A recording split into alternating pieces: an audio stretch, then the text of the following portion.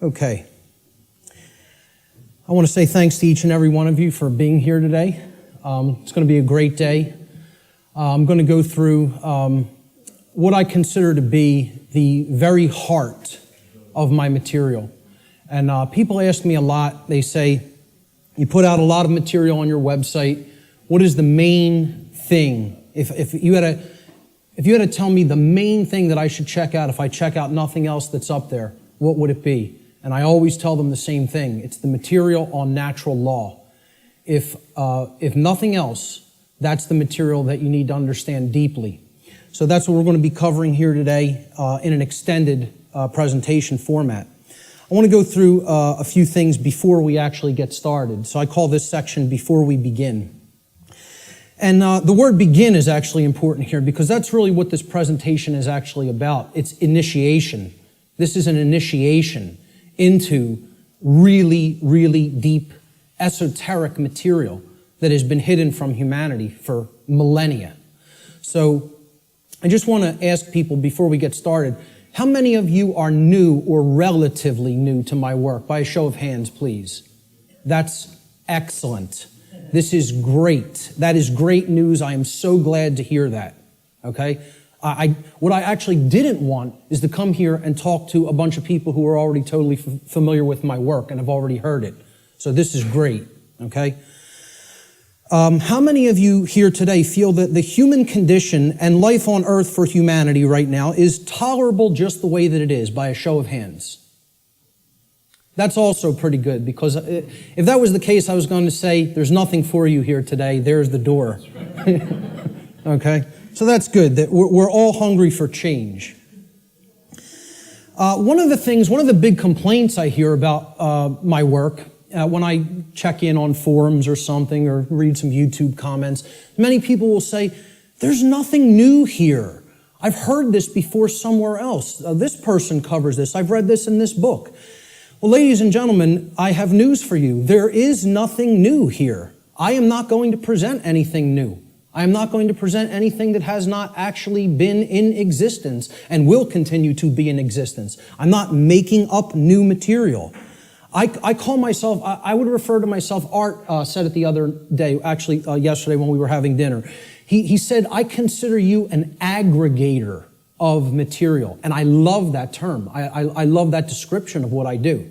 I am an aggregator. I bring things together into a tapestry and then help to explain it in simple and easy to understand terms so that people can readily absorb it, take it in, and then do something with that information. So you will not be seeing or hearing anything new here today. Okay? As the old saying goes in all of the old mystery traditions, there is nothing new under the sun. And what that phrase actually means, many people don't know what that phrase means. It means that the truth, it is singular and eternal. Truth has always been here among us, and it will always be here. It is our perception that must be aligned with it. So there's nothing new you're going to hear today. Okay? These are eternal truths that have always been here among us. Another aspect I want to cover before we get started is about my presentation style. This is another thing that I get a lot of complaints about, and it's something that I have no intention of changing. Okay? My presentation style has been described by some as extremely intense and at times even combative. This is a word many people will use to describe my presentation style. Some of you here today are very likely to be angered by some of the things you may hear me say during the duration of this seminar. And I say, so be it. That's okay. If you get angry, that's okay. The fact of the matter is that truth itself, by its very nature, is belligerent. And I'll actually be putting up a quote to that nature later on in the presentation. The reason truth is belligerent is because it actually is at war. It's at war with the lie. It's at war with deception. It's at war with mind control. So truth can be belligerent. Many people don't want to hear it when they first encounter it. So I tell people all the time, I don't do this. I don't present this information, okay, to be liked.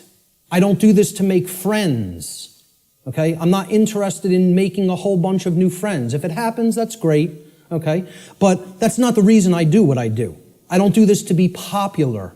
I don't do this to make money. It's not a popularity contest. Telling people many things that they don't want to hear is not going to make you popular, or it's not going to make you a whole lot of new friends, okay? So those aren't the reasons I do what I do.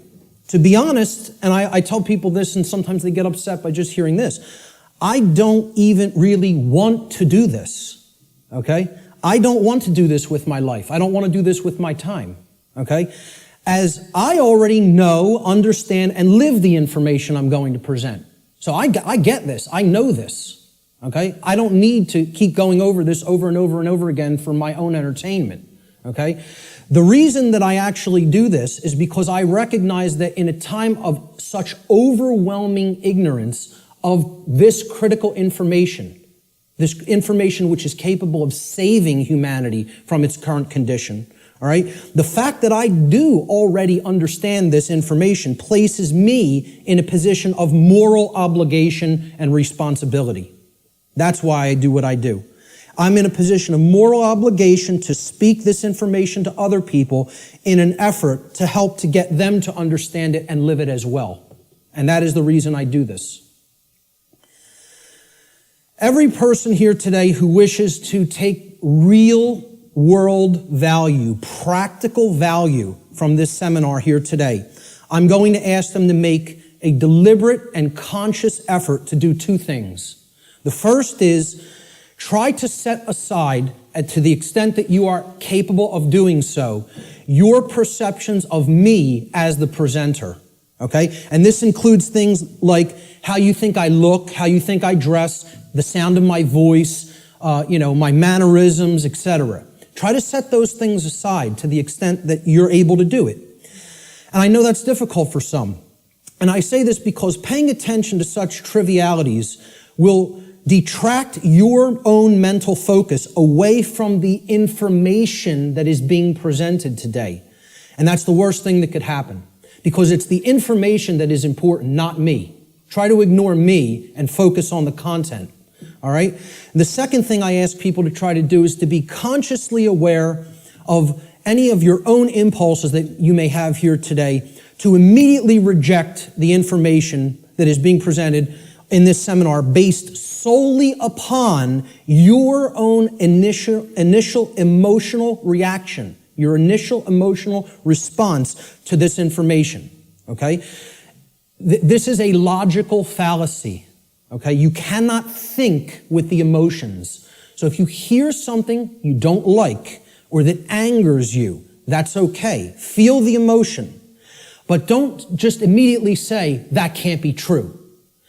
And don't believe me either. It's about checking it. It's about a process of truth discovery. It's about doing your own due diligence and actually researching this material, okay?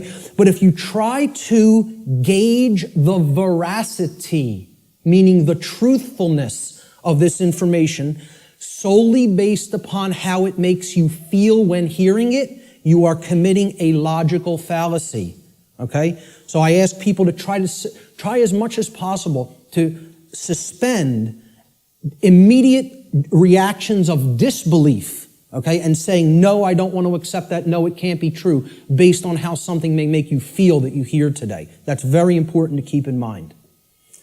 And lastly, this information, the entire seminar, is a tapestry, okay? It's like pieces of a huge jigsaw puzzle. All right? It is meant to be seen and taken as a whole in its entirety. Now, I know I'm asking a lot here too, because it's going to be a long day, okay?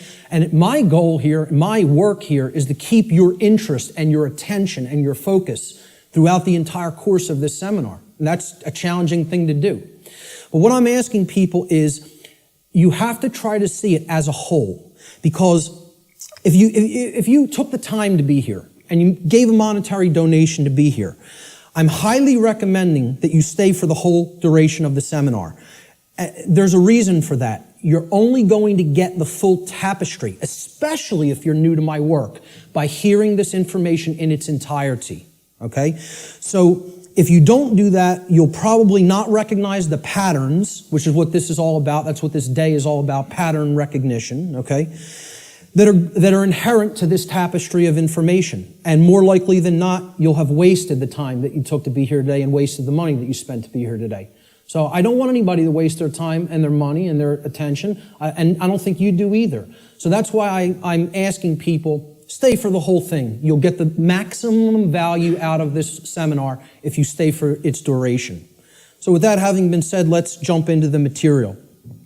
This presentation is called Natural Law, the Real Law of Attraction, and How to Apply It in Your Life. And I emphasize that term, real law of attraction. Many people will be familiar with the New Age variants of the so-called law or laws of attraction. And this is going to differ quite widely from what people have heard in the New Age community and in the New Age movement regarding what the law or laws of attraction are. These are the real laws of attraction you're going to be hearing today and hopefully understanding today. So let's start in. The first section is about teachability, the teachability of the student, okay? How does a student place themselves in the best position to learn? An individual's teachability, or their ability to learn by way of being taught by someone else, is extremely dependent upon the open-mindedness or closed-mindedness of the individual being taught. Low teachability derives from arrogance and rigid skepticism. But it also derives, low teachability also derives from naivete and gullibility. High teachability, on the other hand, derives from a balance between healthy skepticism and an open-minded willingness to learn and change. So we don't want rigidly skeptical people, okay, that don't have an open mind at all. And we don't want naive and gullible people that will accept everything they're told. We want to strike a balance between these two modes. This is called a teachability bell curve, okay? And down here is the mental state of the student, whether they are, and it goes from arrogance, cynicism, skeptical nature, a teacher, a student, and then up to being trusting, then being gullible, and then being outright naive. Okay, so that's the whole spectrum of teachability. The best position to learn is up here at the top of the bell curve. This means you will learn the most if you are here. And that means you're in the balance between teacher and student. It means that you're somewhat skeptical and you're also somewhat trusting. It means that you're able to hold a proposition in your mind without accepting it or rejecting it immediately. It means you will consider the information with an open mind, okay, somewhat trustingly, but also somewhat skeptically. All right? That's going to be the mental state we want to attempt to keep during the duration of this seminar, and therefore you will be in the best position to learn. Of course, as we already said, the poorest positions to learn, the things that, if you're in these mind states in arrogance and rigid skepticism and naivete and gullibility, you're not going to take very much away from this seminar. Okay? So we want to remain at the top of that bell curve if at all possible. Human beings should consider with great care where their information comes from, the source for the information. And this is because by refusing to present certain information and by influencing people to dismiss, to dissuade them from looking into certain information because they're telling you that it's unimportant or unnecessary to consider, many modern institutions like media, like so-called education institutions, are seeking to actually control human perceptions, or let's call it outright what it really is, to control the mind, okay? And therefore, to limit what human beings may even come to understand, and therefore by limiting what they are coming to understand, they're actually limiting what they're able to do, what they're able to change, what they're able to create in the world, okay? So you have to be skeptical of where your information comes from. And that's why I tell people at the very beginning in my lectures, do not believe me. The worst thing you could do is believe what I'm telling you. You need to look into it for yourself, and most of all, you need to do personal introspection to really feel inside of yourself whether this information resonates with truth. Everybody has that intuitive capacity. That also has to be turned on and engaged and used. All right? If anybody is coming to this seminar from the perspective of modern, organized, institutional bodies, meaning political thought, political agendas, political organizations, religion, religious thought, religious organizations. I'm talking about organized religion here, okay? What I call scientism. Not real science, but scientism. Science as set up by institutional bodies to be rigidly skeptical belief systems that blot out anything that could possibly say anything to the contrary of their pre-existing beliefs. I call that scientism. Okay? And of course, the New Age movement, which you could group that in with religion. It's just it's for those who don't fall into the religious mindset. This is an alternative religion proposed for them, and they call it the New Age movement.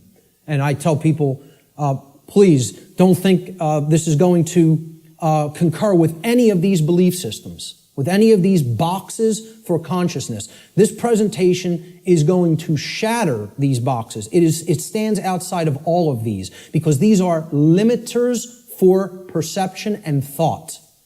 They want to place everything in a box, say nothing outside of this box is fit for human consumption, so do not go there. And as a result, they act as a mind control influence. The other and biggest limiter of the human perceptions and the mind, and ultimately of our behavior, is money itself. If you want to talk about the biggest religion, if these other religions aren't big enough and powerful enough for you, there's the one that is the ultimate power in the world, the ultimate religion, the God of this world, if you will. Okay? So what I'm basically saying here is if you're already in a mindset approaching the, let's call it the discovery of reality or the exploration of reality from any of these perspectives, you will be sorely disappointed here today by what you're going to hear, because the information here falls well outside of any of these institutional limiters for consciousness, okay? The requirements for creating change and the role of knowledge. Let's talk about these concepts for a moment. Human beings everywhere say that they want certain things in their life, and they say that they want certain things to be present for all humanity, okay? We say we want certain conditions to be present for ourselves and our species as a whole. And we say we want things such as happiness, health, peace, prosperity, freedom, etc. And all these things are great things to aspire to. And we say we want them. Most people will say and tell you we want these things, all right? However, I don't really feel that they're truly being honest with themselves, okay? They'll say they want them, but then when you tell them, well, those aren't automatic conditions. They don't just magically manifest, okay? There are requirements for obtaining these conditions, okay? And people wouldn't say they want these conditions if these conditions were already omnipresent, right? They're saying that they want something because they don't have it at all, or at least in fullness. Right? So when you tell them there's requirements for obtaining them, many people will say, oh, well, I may not be willing to go there. I may not want to exert that much effort. And they believe that somehow they're going to magically get these things. Right? Well, this is what the real laws of attraction are about. It's explaining conditions that you want don't just automatically manifest by thinking of them or just having a feeling about them. This is a New Age deception. There are requirements for obtaining the conditions that we say we want. Requirement exists in nature. It does exist. If you want something to be different than the way that it already is, than the default conditions, then requirement exists. If you're okay with things being the way that they are now, requirement doesn't exist. There are no requirements to creating change. You just accept the default conditions the way they are now and go on with your existence and accept it's going to be this way and possibly get worse.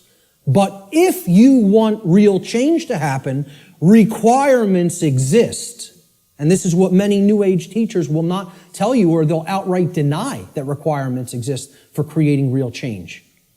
Specific requirements exist in order for human beings to obtain the conditions that they say they want. If the requirements for obtaining those conditions are not met, those conditions do not just magically manifest by magical means automatically. That's not how it works, folks.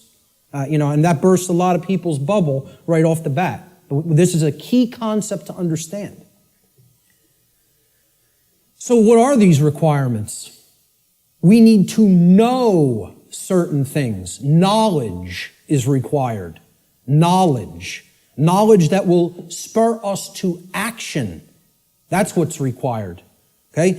Since human beings as a species do not already have the things that they say they want, and again, at least not in fullness. If we want to split hairs, we could say we have a modicum of what we may say that we want, but we don't have it in the fullness that we will say that we want it, especially societally, globally. Okay? So since we don't already have these things, it follows logically that the knowledge of the requirements to obtaining these things, okay, either must be absent. The knowledge is not present anywhere. Or if it is present, if that knowledge for obtaining those things, the requirements for obtaining those things, if that knowledge is present, then it must be willfully being ignored. It is here, and yet people aren't paying attention to it. They aren't taking it in and accepting it and doing anything with that knowledge. So they're ignoring it because it's uncomfortable. As long as this knowledge continues to remain either unknown or ignored, the manifestation of the desired conditions that we say that we want is impossible. Cannot happen. It is an impossibility for it to magically, automatically manifest without the requirements being met. And that's what we're going to talk about here today. What are these requirements? What is this knowledge? This knowledge is occulted, meaning hidden. Okay, now, how many people here came here today thinking that they were going to hear information about the occult by a show of hands? Okay, about half the room. Good. Okay, for the rest of the people, that may come as a shock. But what you have to understand right off the bat is that the word occult, it's simply derived from Latin, the Latin adjective occultus. Occultus in Latin means hidden, hidden from sight. And it's derived from the Latin noun oculus, which means eye. Okay? The word ocular in English means related to the eye or related to sight or vision. So what the occult is something, it is a body of knowledge that has been hidden away for a specific reason. And we're going to get into what that reason is. Okay, so from the term oculus or eye in Latin comes the verb occultare. Occultare means to hide, to conceal, or to keep secret. To keep hidden from the eye so that it cannot be seen. The information regarding natural law is occulted knowledge. It is knowledge that has been hidden from humanity. Okay, it's held by the few, which is represented here at the top of this pyramid. You could look at this as a pyramid representing knowledge or ignorance. At the top of the pyramid, you have knowledge. It's the higher you go in the pyramid, the more knowledge. Okay, but the pyramid tapers because at the top, very few people understand that information. Very few people have that knowledge and have actually integrated it into themselves to the point where it becomes understanding. All right? Down here, you have no knowledge, the ignorant masses. Okay?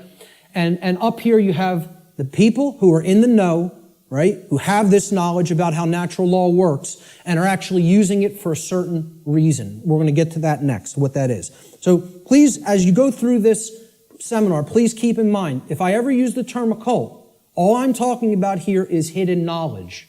That's what it means. Occulted knowledge is hidden. Now, why would anybody want to hide knowledge that is extremely important? Well, there's a very specific reason, all right? But before we even get to that, we have to talk about what is this occulted knowledge? What is the body of knowledge? What does it comprise? When I'm saying the occult, the knowledge of the occult, what do I mean by that? All right? Occult knowledge constitutes two things. There's two general bodies of occult knowledge. In the actual mystery traditions and in occult schools, they talk about these as arcana, A-R-C-A-N-A, arcana. The word arcana is also Latin. It means knowledge. Okay? That's all it means. So there's two bodies of knowledge. There's one body of knowledge in the occult called lesser arcana, the lesser arcana or the minor arcana. This means the knowledge of the microcosm, the knowledge of the small things. Okay? It doesn't mean it's less important.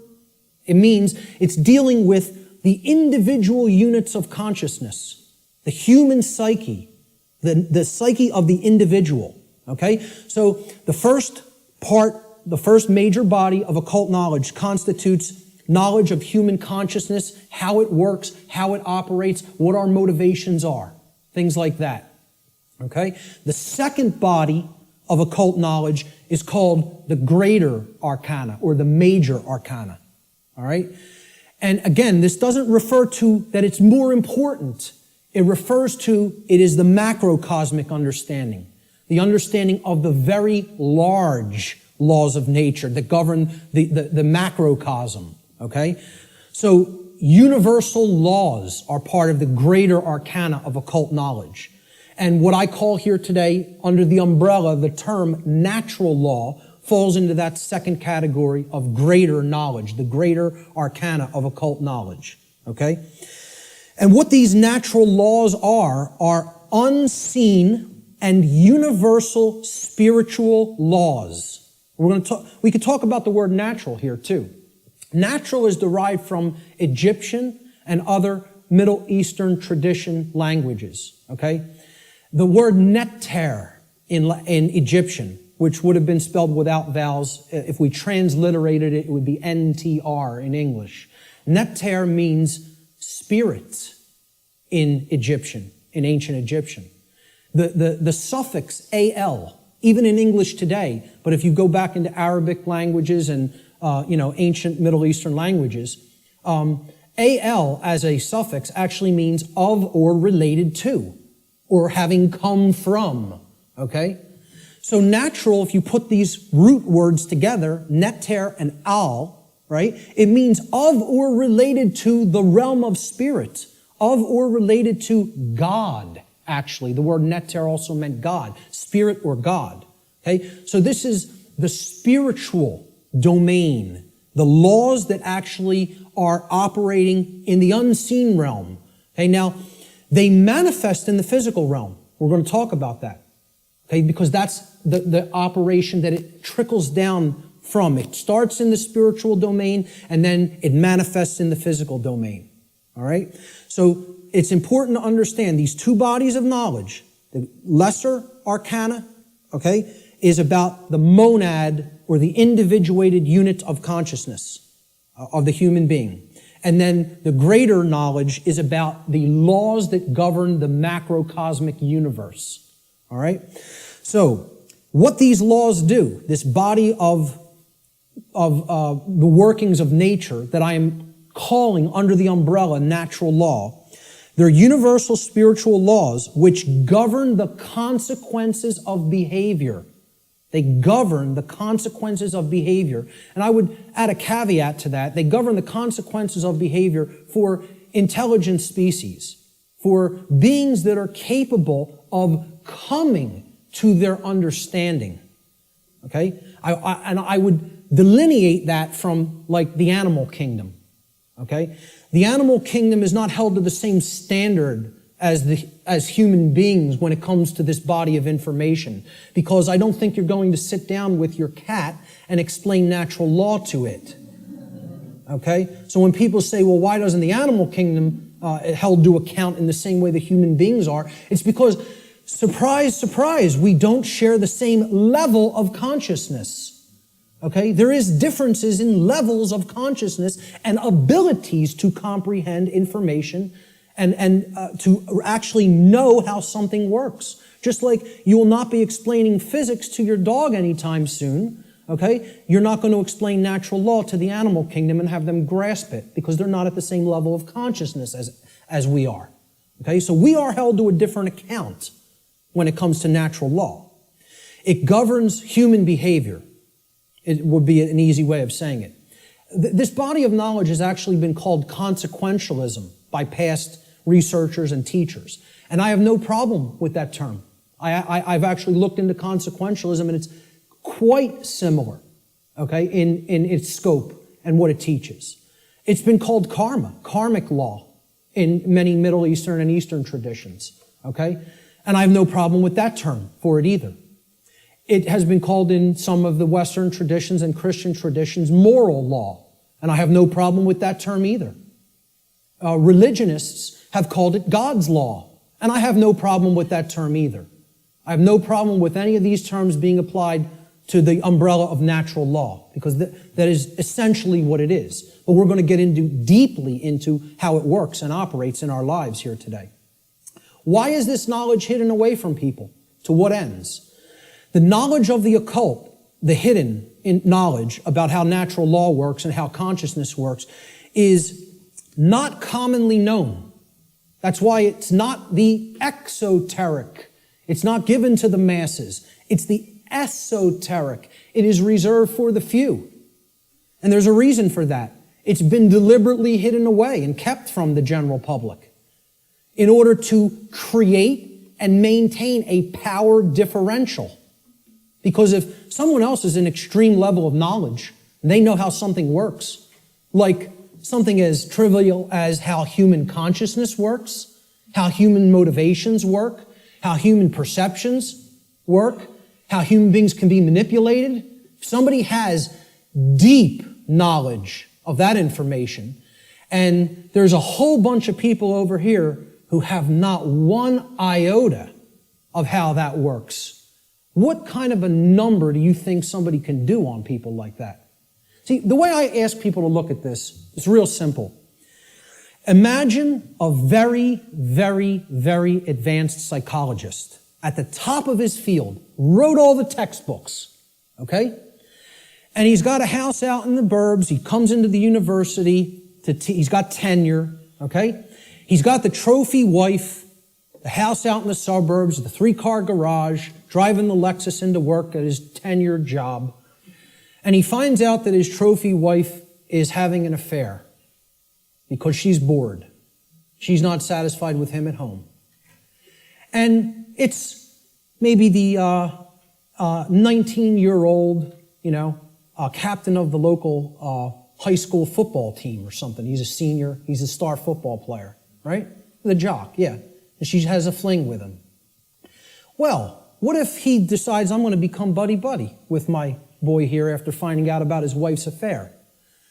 And this kid, this punk, who's cheating on, my wife's cheating on me with, he knows nothing.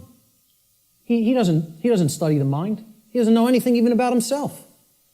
He watches TV 6 hours a day, plays violent video games, is obsessed with football, What kind of a number you think that psychologist can do on that kid?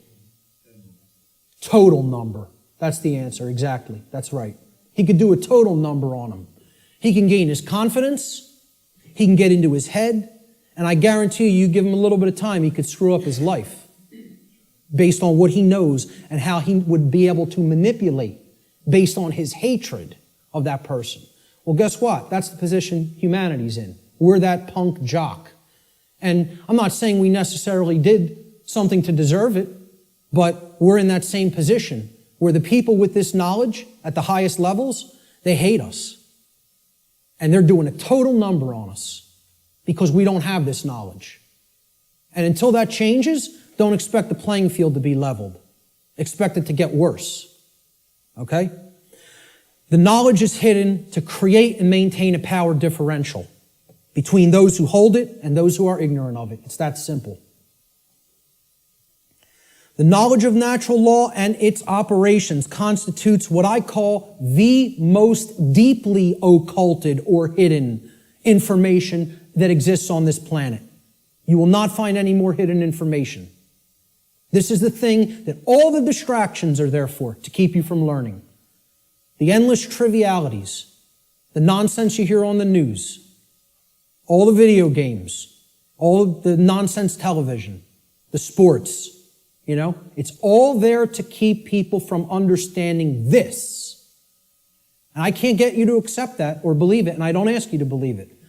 I'm telling you that's what they're trying to, from my years of being inside occult traditions that are very, very dark. I'm telling you, this is what they don't want you to know. From firsthand experience. How many people here today know that I was involved in the dark occult in my past? Good. Great. Okay. The powers that be want to seek to keep this information hidden from the people of the earth at all costs, because understanding this information about natural law will level the playing field and put an end to the currently entrenched systems of control that are operating on the earth. We should very clearly make a distinguishment between nescience and ignorance so that people fully understand the difference between these two concepts. How many people even have heard the term nescience? Very few. This is a word that has practically been sanitized from colloquial English, practically been sanitized from the English language. And there's a reason for that too. There's two contexts to not knowing something. The first context is nescience. Okay? Nescience comes from the Latin. The prefix ne in Latin means not or not present or absent. Okay? And then sciere in Latin means to know. It's where we get the word science from. Okay? So you put them together, and nescience, it actually, those two roots form another word, nesciere. Nesciere in Latin means not to know, to not understand. But there's a connotation to it. It means to not understand because the specific information that you may be having a desire to understand is completely absent. It is not present, and you cannot actually aggregate that information. You can't bring those pieces of grammar together to form the sentence. Okay? It's not present. Okay, so you don't have it at all. It's unattainable.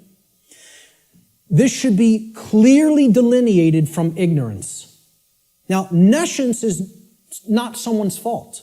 The information just isn't there. Okay, you can't be blamed for nescience. There is no blame in nescience.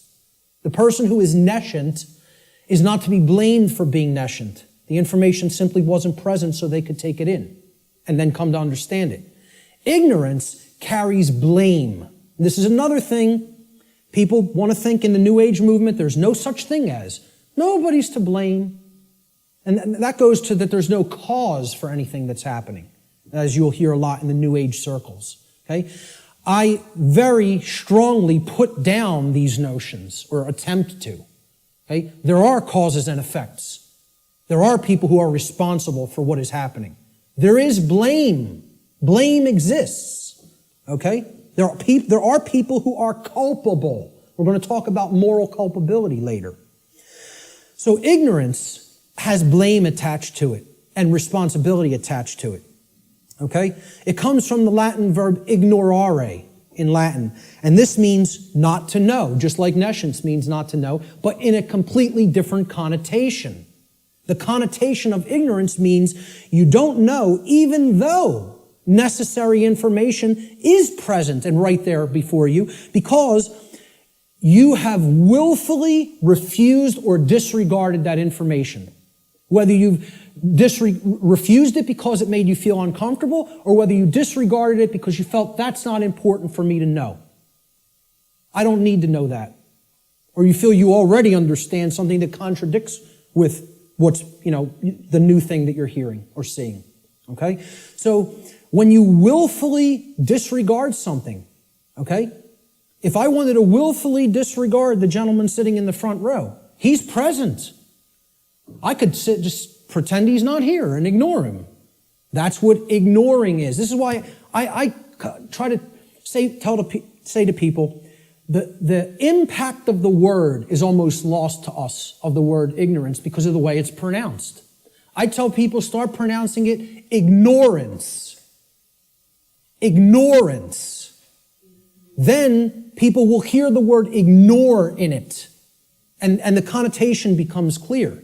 It means you're ignoring it. Ignorance. Okay? That's how I like to say it now.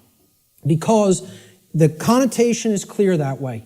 The information is there, the truth is there, and somebody wants to ignore it completely.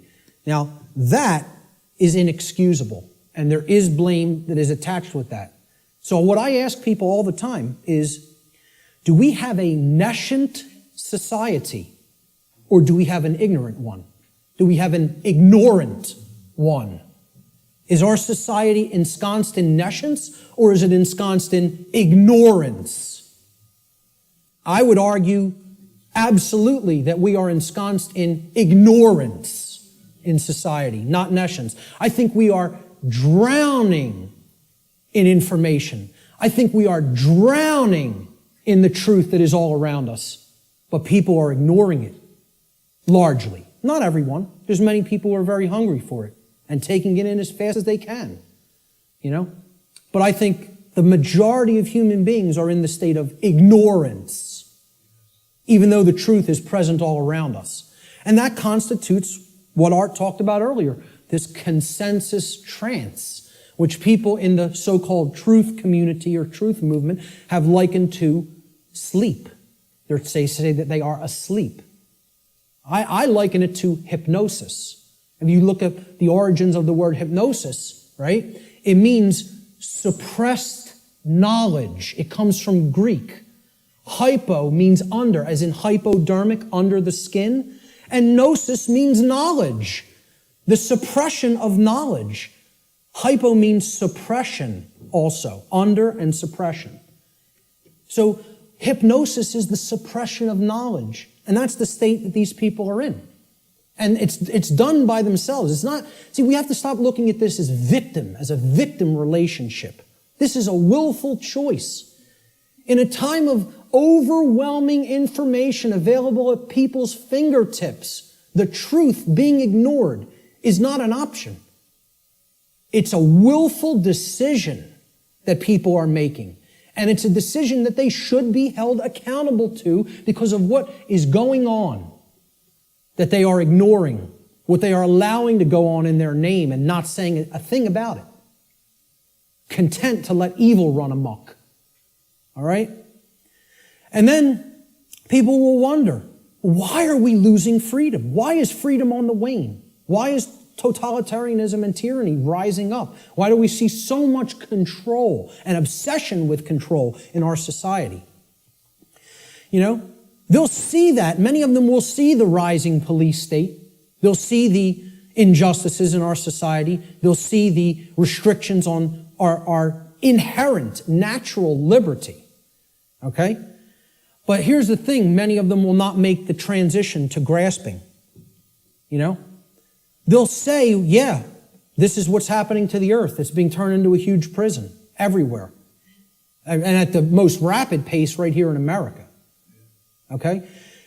And they'll see this lock going onto the cage. But the question that they never get to, they don't even get to the question, let alone the answer, is why?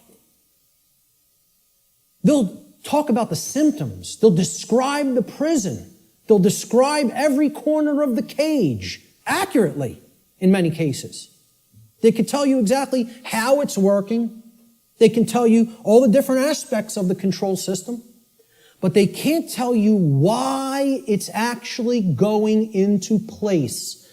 Why is that happening? Well, that's what this presentation answers. Why are we losing freedom? And it gets to the actual heart of that answer. So what this presentation constitutes is a master key that unlocks all the locks to all the doors on all the cages in the prison, if it is accepted. And once again, I don't tell you that belief is required for that, because truth is always present. It's always here. It's a matter of, will we perceive it as being present, acknowledge it's present by stop ignoring it, okay, and then accept it into ourselves, and then do something with it. Understanding is not the end. Taking in the knowledge and understanding it is the beginning. Action is required. See, knowledge is required, understanding is required, but then action is finally required. Above all, if change is to be created. And that's how the laws of attraction really work. So, will people as a whole, as a society, accept that master key? I can't answer that question. All I could do is try to place it into their hands. After I have taken that key and unlocked my personal prison, my personal cages, and freed my mind, all I can do is try to help people to see, here's how this key works. Here it is. Here's the information that constitutes that key. And here's how you put it to work in your life. That's all I can do. Can't make anybody take it. Let's look at what problem solving entails, because that's really critical to understand if we're going to get past this stage and where we're at in our stifled evolutionary development as a species. There's a few main steps to solving problems, any problem. Doesn't matter what the nature of the problem is. The first is you have to recognize that the problem exists. Recognize that there is a problem to begin with. And I think by asking the question, is everybody content with the way things are, and nobody raised their hand, I think that's great, because it at least acknowledges to me the people here today recognize we have a problem. And that's healthy, that's good. Okay? Many people out there don't believe we have a problem. You know, they like this place. They like the world the way that it is. You know, which is unfathomable to me, because to me it's a living hell. And that's not because of how my own personal life is going. I'm very content with my own personal life. I have no self-inflicted suffering in my personal life. I don't create problems for myself. My life goes on very well according to how I live it without hurting anybody else. The problem is other people. And that's another thing the New Agers won't acknowledge, and they'll flip out if you say that there's a problem with someone else. There are problems with other people, okay? And people will say people in glass houses shouldn't throw stones. My glass house has been taken down long time ago, because I went through all that personal introspective work. And I dug deep into my subconscious and faced those problems and confronted them head on and healed them and came out of the mindset that I was once in. Okay? So, you know, people will say, if there's something you don't like, you're seeing in other people, that's something in yourself that you're seeing in them. This is New Age mumbo-jumbo nonsense, okay? If you're not part of the problem, I'm not part of this problem. I can say that honestly. I'm not part of this problem. I can look at every single person, anybody who's watching this, and say, I'm not part of the problem that's happening on the earth. With all honesty and knowing that I am telling the truth with that. Okay? But see, at one point, I was part of the problem. And a big part of the problem. Okay? What I had to do at some point is stop doing this and pointing out and saying the problem lies elsewhere while I was still part of it. And then I had to do this and point squarely at myself and say, what do I need to change here, and finally here, in the guts, in the courage? You know, people will say, yeah, change happens in the mind, it happens in the heart. But lastly, it happens in the guts. We need to generate what I call the heart, mind, guts. Okay? You got to care enough to know and then put it into action. The heart, mind, guts. Okay? That taking action is the most important step when it comes to creating change. And we're going to get to that in a moment.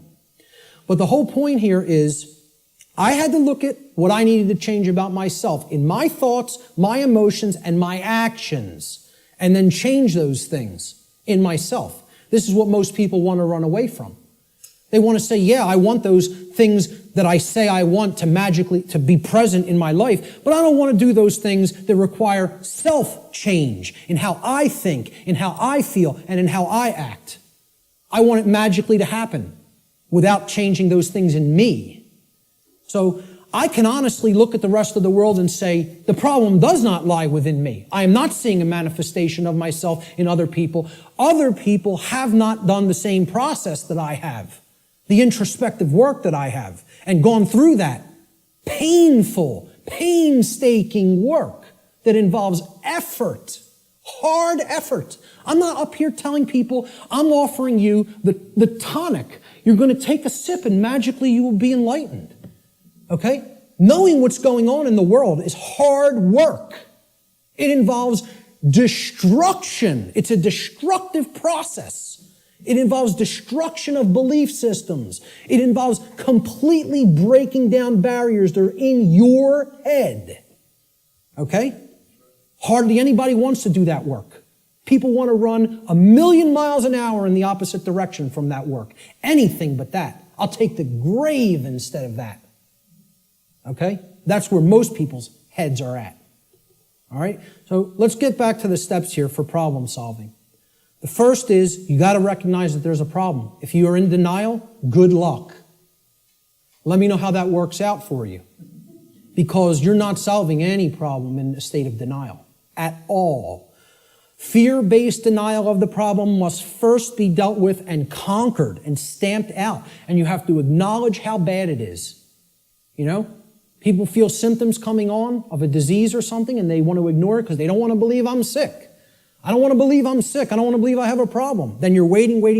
You don't get it diagnosed, and then it turns into a much bigger problem, which is where we're at as a society for ignoring this information. This is what denial looks like, symbolically. Okay? A person with their head in the sand like an ostrich. And please take note, ladies and gentlemen, when you're in this position, when you're in the position of denial with your head in the sand, you're on your knees with your ass in the air. Okay? And I almost say it's amazingly synchronistic that the human body was designed like that. That in order to put your head in the sand, symbolically, so to speak, you have to be on your knees. Okay? And that's where most of our society is at. They're on their knees. And in that state of denial.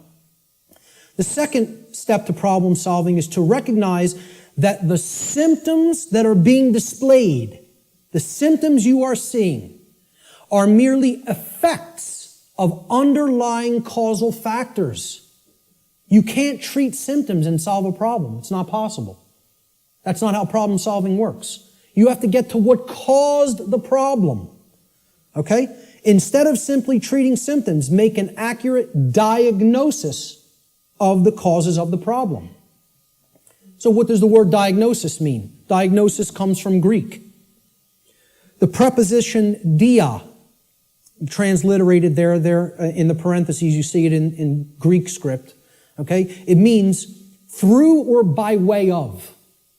So by a method, by a particular method. All right? And the second part of diagnosis is the Greek noun gnosis. Gnosis means knowledge in Greek. So what a diagnosis means is through knowledge or by way of knowledge. You're going to solve the problem by way of knowledge. There is knowledge that acts as the requirement to solving the problem and getting what you want. And here's another thing, and I'm going to keep going back to this. It's going to be like an undercurrent in this.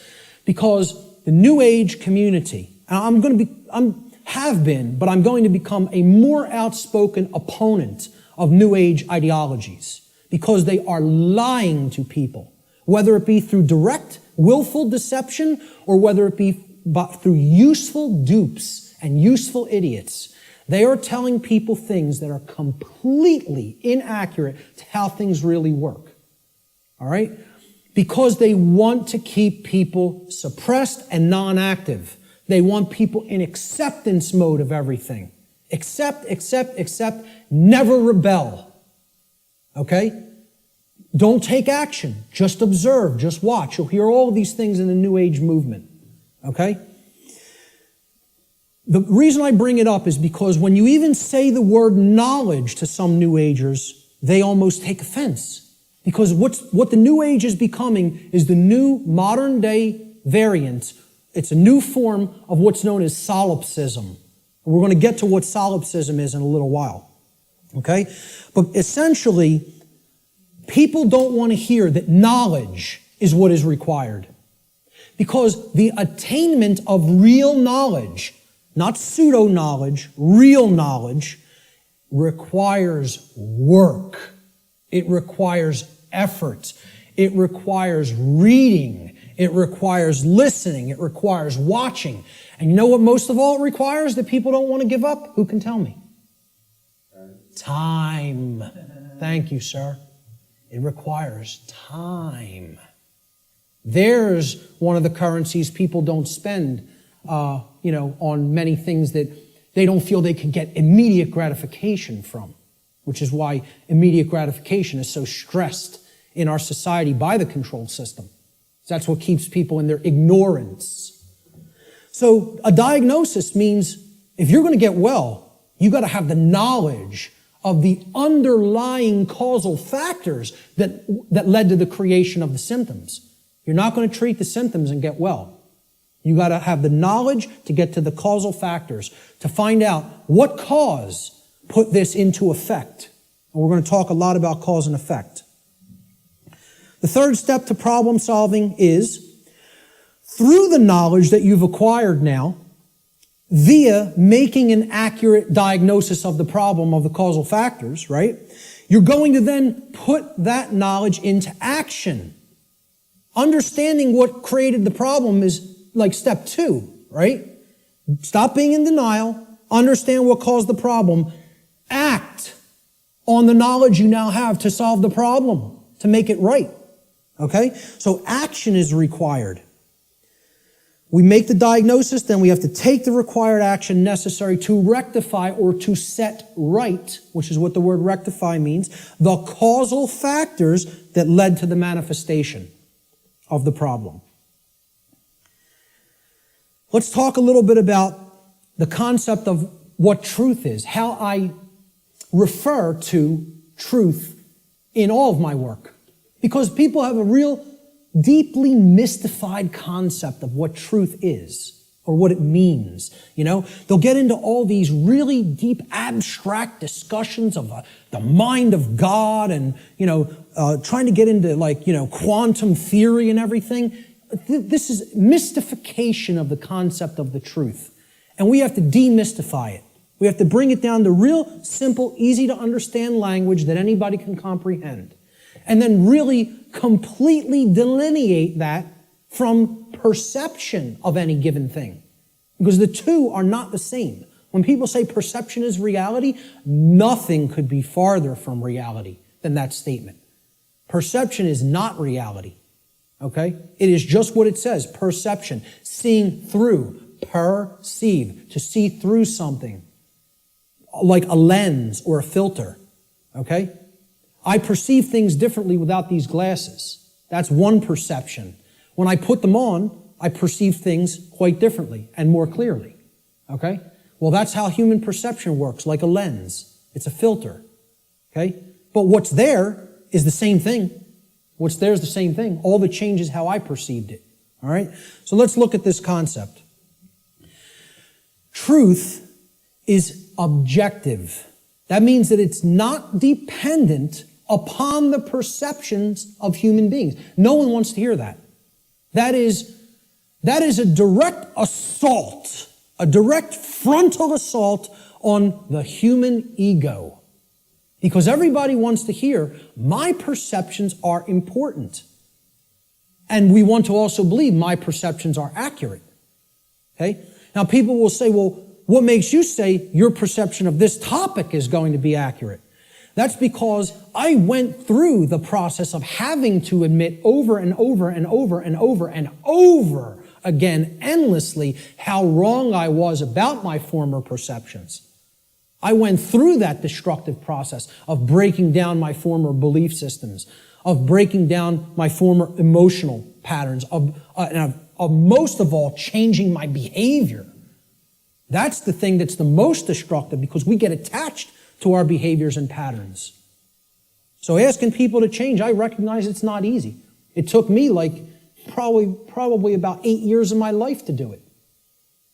Most people don't want to spend a minute on creating personal change, let alone 8 years. And, when I look at myself, in all honesty, again, none of this is to sound egoic or to toot my own horn, but I look at it like I was a mild case of ego entrapment, a mild case compared to where I see other people at. I feel like I was the, very brittle stone that just needed to be hit with a chisel a few times and it broke into powder. Other people are hardened granite or diamond. To break them down is going to take enormous effort and work. And most of them don't even want to do it. They're so calcified, they've been so compressed into that hardened state that they don't even want to start. So I realize telling people your perceptions are not what really matters, that truth isn't based upon how you perceive things, that it's independent from your perceptions. Most people don't want to hear that. They don't want to hear that. Human beings' perceptions are capable of wavering. They can waver slightly from the truth, and they can waver wildly from the truth. All right? What truth is that which does not waver. It doesn't move. It's that which is. It doesn't matter what anybody thinks about it. It doesn't matter whether anybody believes it. It doesn't matter whether anybody knows it. It doesn't matter whether anybody sees it. It doesn't matter whether anybody wants to see it. It's there. It's always been there. It's always going to be there. Nothing anybody does can change what has happened.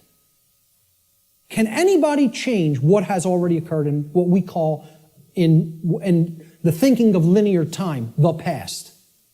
Not one person here is capable of doing that. Let me tell you something. Not one being in the entire manifested universe is capable of doing that. Because that which has already occurred is set in the record of the universe. Nothing can change the past. Ever. Great movie on this. Watch the new movie, The Time Machine. Not the original 50s version or 60s version. The new one. I think it came out in late 90s or early 2000s. Okay? This movie got crushed in reviews. Crushed. Whenever reviewers crush a movie and give it the worst ratings, go see that film. Because I guarantee you there's very important allegorical concepts that you need to understand embedded in that film, and that's why the reviewers crush it, because they don't want you getting any ideas, This movie got crushed in the theaters, and I'm telling you, it's one of the best films to understand the concept of the absolute impossibility of changing the past. The past cannot be altered. You know what can be altered? The future. That's what that movie's about. And you know where the alteration of the future begins? In the present moment. That's exactly right. That's the only place it begins. Okay? So what truth is, the demystified concept of truth, is it's simply that which already exists. It's that which has happened in the past and is happening in the present moment. The truth does not exist in the future. When we get to those future moments and it's the present, truth will be existent then, but not until. Okay? So there is no such thing as truth in the future. Truth is that which has occurred in the past and that which is occurring in the present. It is simply that which is and that which has been. Please recognize when I use the word truth, that is all I'm talking about. I'm not talking about the mind of God. I'm not talking about the entire reason for the existence of the universe. I'm talking about the events that have taken place in the past and are taking place in the present. That's all. And guess what? That's all the truth is. It doesn't need to be any more complicated than that. Okay? You want to make it more complicated than that, call it something other than truth so as not to confuse people to what truth really is. Truth versus human perception. Okay? Now, I want to ask people to imagine, see these white lines? Imagine these white lines that do not waver as truth. And imagine that the perception that is set against the truth, we're going to take three different individuals. This is individual A, this is individual B, this is individual C. Okay? Their ability to perceive What has occurred and what is occurring is what I would refer to as consciousness. Okay? Consciousness is a being's ability to recognize patterns and meaning with respect to those patterns. Meaning you have an accurate understanding of what's taking place within and around you, or you have an inaccurate understanding of what's taking place in and around you. If your consciousness is high, meaning it's at a high frequency, okay, that means you're going to have more of an ability to understand and recognize the patterns. If your consciousness is low, you're at a low frequency, you're going to see the pattern less. You're not going to accurately perceive. So I liken this to a waveform. In simple, physics, a wave, this is a simple sine wave, okay? It has its crest here and its trough here, okay? And then the pattern repeats, goes up to the crest, down to the trough, and it repeats over again. The distance between the either crests or troughs of the wave is called the wavelength, okay? The longer the wavelength, the shorter the frequency. What that means is how frequently is it going to be intercepting the line that represents truth? How frequently is it going to be aligned with this line, which we are calling truth? Okay? Now, can everybody just, with that explanation, understand this simple model and what I'm talking about here? Is that clear? Okay, because it's important. Because this is a low frequency vibration. It's a low frequency wave. A wave like this, if it was an audio wave, would produce a low frequency, would produce a low bass tone. Okay? As we go up to a higher frequency, you can see the wavelength is shorter, meaning that it intercepts the line which represents truth much more frequently. We can count them. 1, 2, 3, 4, 5 here. 1, 2, 3, 4, 5, 6, 7, 8, 9 there. Okay? So this is a higher frequency vibration. And we go up to an even higher frequency. Let's say person C has this consciousness. They have a higher frequency. Okay? And they're intercepting the line that represents truth much more frequency. I won't count those out because there's a lot of them. Okay? The higher the frequency, the more in tune with truth we are. What would happen if this frequency became infinitely high? What would it become? It would be indistinguishable from a line. And therefore, someone would be aligned to that which is. The higher the level of consciousness or frequency, which is their perception of reality being accurate, okay? Not wavering as much from the truth, because it's hitting it in more places. We would basically, this wave would turn into a line at some point, the higher the frequency went. Think about this in sound, right? You hear a low bass tone, it's like, then it goes up, and it would go eventually outside the range of human hearing because the frequency went so high. Same concept here.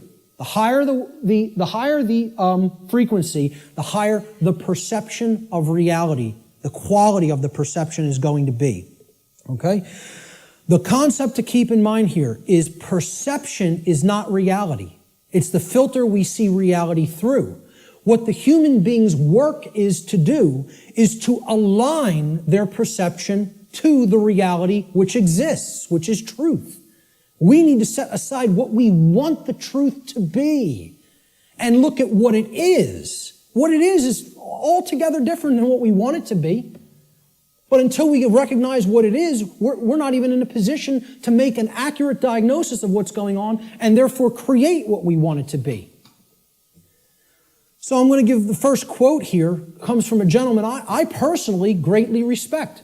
How many people are familiar with Travis Walton, by a show of hands? Hardly anybody in the room. Wow, 2 people.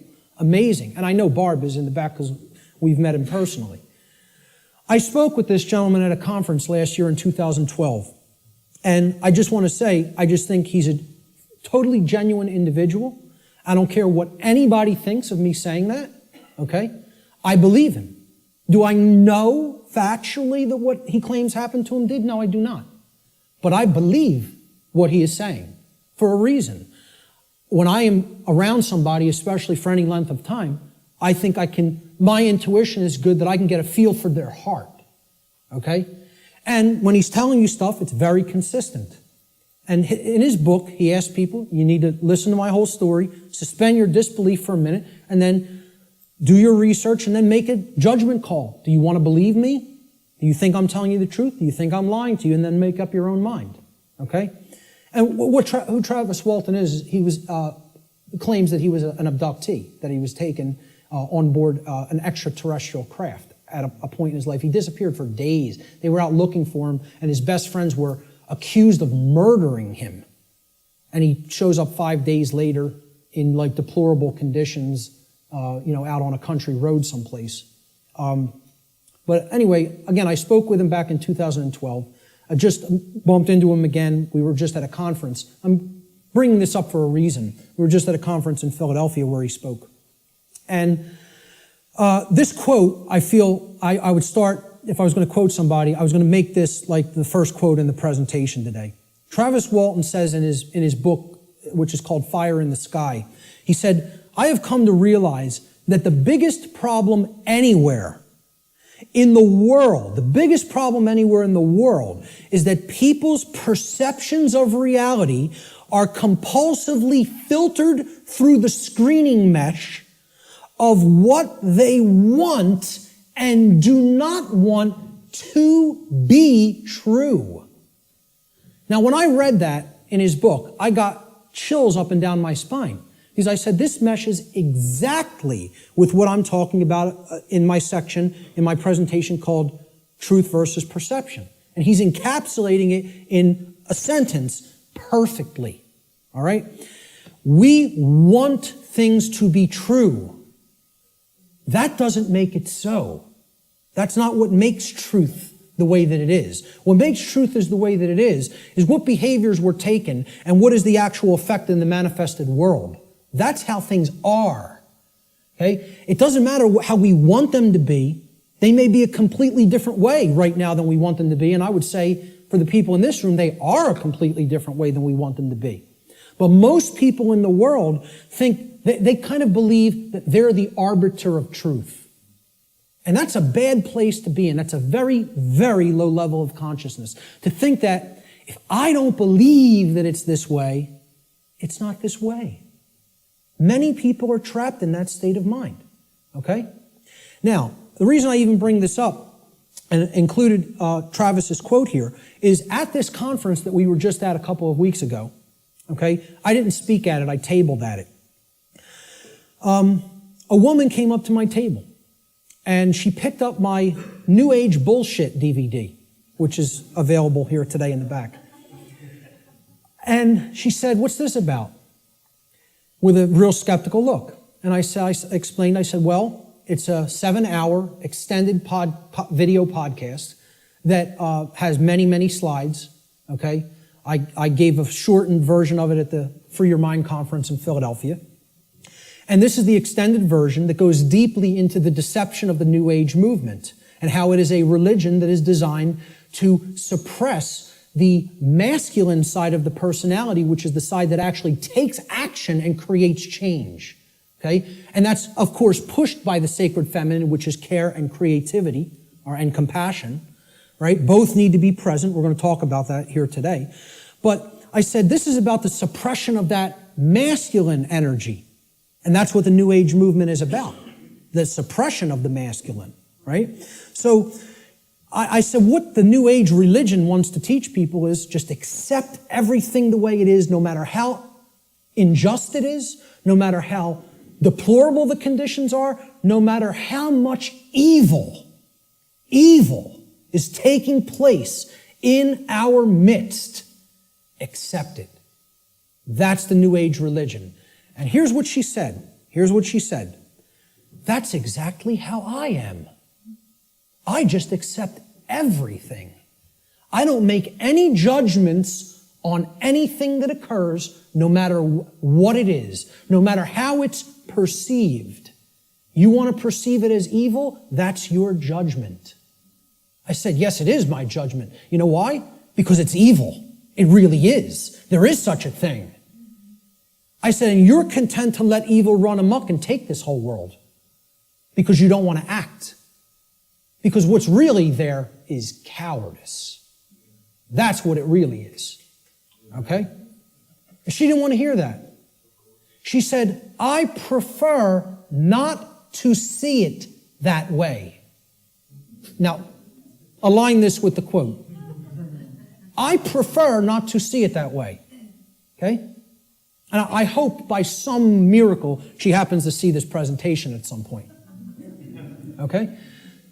And, you know, in hindsight, I didn't say this to her on the spot, but I thought about it for a little bit the next day. And what I should have really said is, no, you prefer not to see, period. That's the truth. Okay? So I prefer not to see it that way means, no, I want to ignore reality. I want to believe what I want to be true is the way that it already is. And this is what the New Age hoax is peddling to people. Okay? So, great quote that I thought accurately sums it all up. See, this woman also told me that she is a follower, quote unquote, of the New Age ideology that is referred to as the Course in Miracles. How many people have even heard of this? A lot of people. Okay? You know what that is? It's called solipsism, wrapped in a nice, neat new package. Solipsism. How many people are familiar with the ideology called solipsism? Good. More than I would have thought. Most people have never heard of this. Okay? Solipsism is a completely egoic and destructive ideology that has absolutely no bearing or resemblance to truth in any way. And the people who are solipsists are mentally ill. I'm not even going to provide any evidence of that. I'm telling you, you need to research this religion and sickness for yourself. It's a mental illness. A solipsist is a mentally ill person who should probably be somehow removed, segregated from society, and institutionalized until they are made well, because they are a destructive influence on society. This is what I focused on podcast number 1 of my podcast series and radio shows. I went into the ideology of what solipsism is and how destructive it is and how it's a religion. Okay? What this is, well, first of all, let's look at the word. And you'll notice I'll be breaking down words all day long. Because if you don't understand where words came from, you don't really understand what they really were intended to mean. Regardless of whatever connotation they may have taken on in the modern world, the intended meaning of the word, the original meaning, is derived from its etymological derivation. You need to go into the ancient languages, Latin and Greek roots and other languages, Germanic, Arabic, etc., and you need to break down the words from their etymological origins. Then you will understand their real meaning. And I'm telling you, you do this, and the top of your head will blow off by what you will find, by what words we speak on a daily basis actually mean, and we have no idea what they mean. Okay? So the word solipsism comes from the Latin adjective solus, which means alone or one. And then the Latin pronoun ipse, which means self, myself, etc. Okay? The ideology of solipsism is that nothing exists outside of me. I'm the only being that exists in creation. Or essentially, it's another way of saying I'm God. Okay? That my perception is the only real perception and no one else is here. Now imagine that. Now, what I'm essentially telling the audience here today is your perceptions are not the truth. You have to work to align your perceptions with the truth. That's damaging enough to the human ego, okay? If I just said, none of you exist, I'm only perceiving your existence, I'm the only one who exists, imagine how egoic that statement is, and actually how demoralizing it is to other people. You're even telling them, I don't even consider that you exist. That's what a solipsist is. They believe the universe is a big illusion created somehow for their amusement.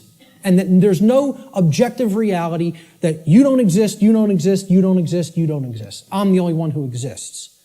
And that's not mental illness. We don't diagnose that as mental illness. Okay? I don't care if you want to accept the notion everything is one. I personally accept that notion. I do accept that we are all one. That doesn't mean you're not existent in the physical domain right now as I'm talking to you. Of course we all exist here. We are in the physical domain. Okay? The whole point is, these people want to believe the entire spiritual physical domain is such an illusion that nothing that takes place in it matters or has any significance and should just be watched, and nothing should be done to change it. And let me explain what this is, folks.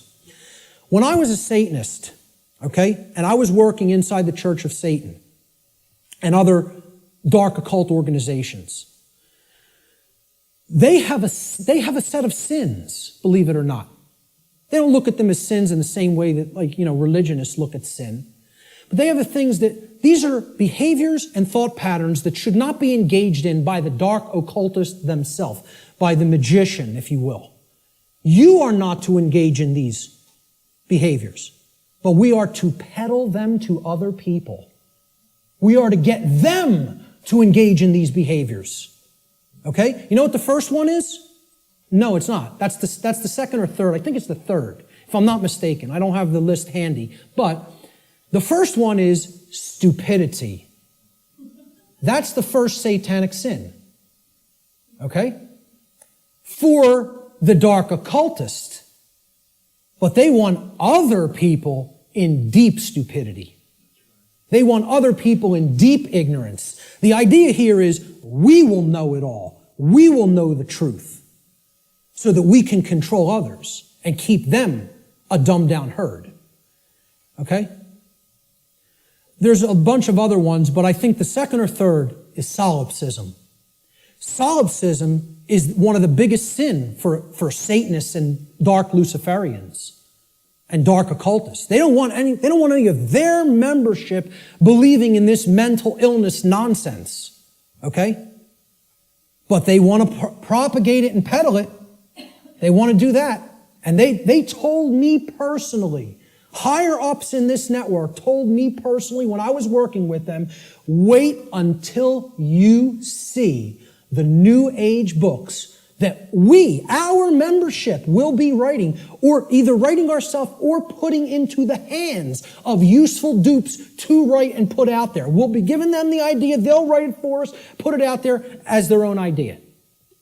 And they said, we are going to propagate and peddle solipsism like you have never seen. And you know what? When they say something, they do it. I'm serious. They're aligned. Their act is together. They act on the same page. And for that, I have respect for them as an enemy.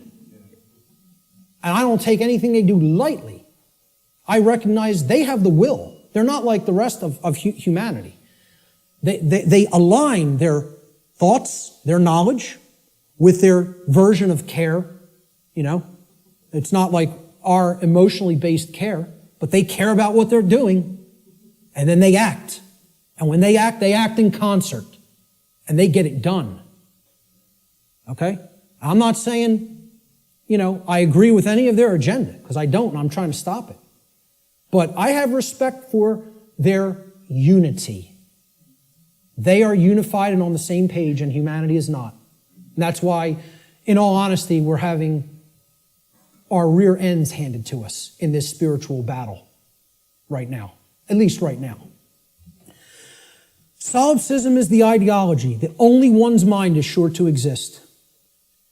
Solipsists contend that knowledge of anything that is outside of one's own mind is unsure, and hence there is no such thing as objective truth. Okay? No such thing as objective truth. And therefore, nothing about the external world and its workings can actually ever be known. Just think about that statement. It's saying no one can ever know anything. You cannot come to know anything at all. There is no such thing as knowledge.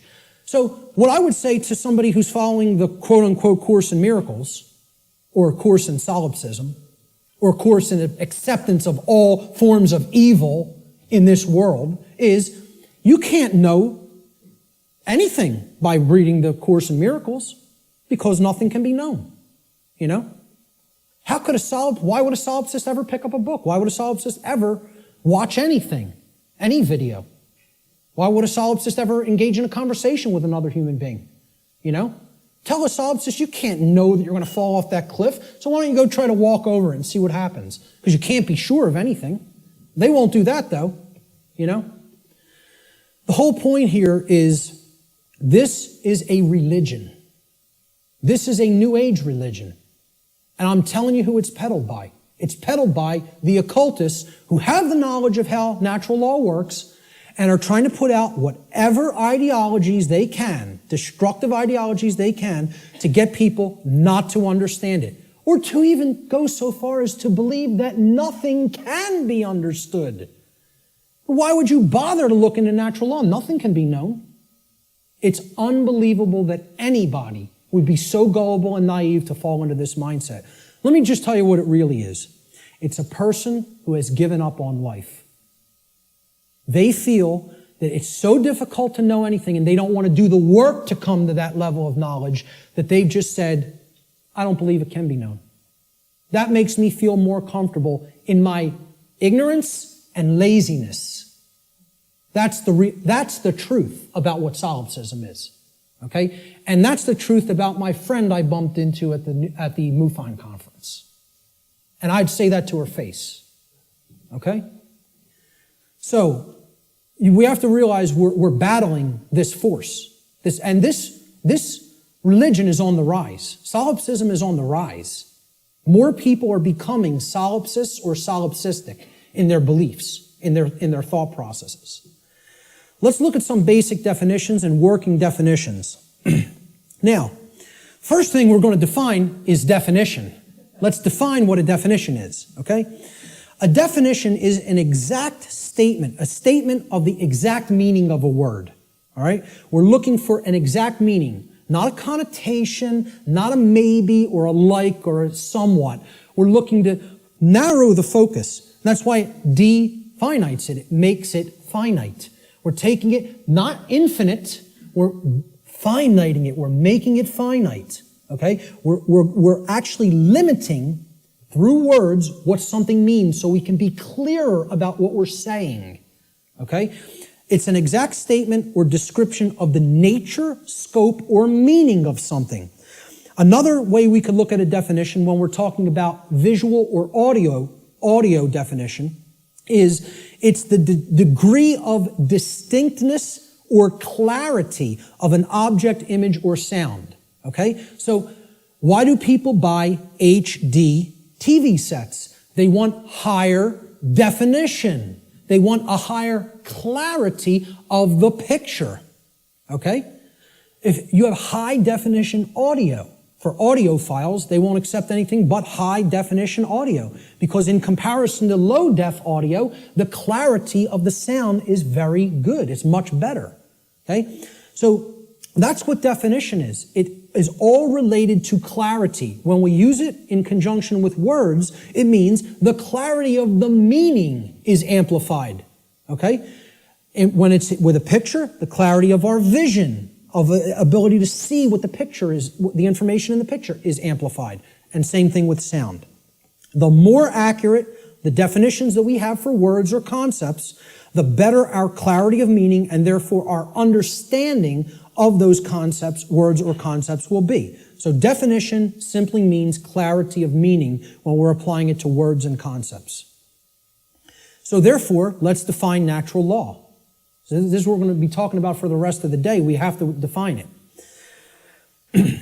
The simple definition of natural is inherent, having a basis in nature, reality, and truth, not made or caused by humankind. So if it's natural, it wasn't made by man. Mankind didn't make it. Okay? And again, the origin of the word, neter in Egyptian, means spirit, and all means of or related to. So of or related to spirit. It is all of nature, the spiritual domain. See, this is the other part. People believe that the spiritual domain is separate from the physical domain. This is a huge thread and a huge central focus in all of my work. If you think the spiritual domain is not where you are at now because you're in the physical domain, you're mistaken. If you think that the spiritual domain is someplace other than the physical domain, you're also mistaken. If you place emphasis on one above the other and say, well, this one takes precedence and this one's not important. Either way you do it, whether you say the spiritual is more important and the world of matter should not be given any significance, it's imbalance. And it's not true. Okay? Or if you say, hey, like scientism does in many, left brain scientism, the material world is all that there is. This is just a dead mechanized clockwork called the universe, and it happened by accident for no reason.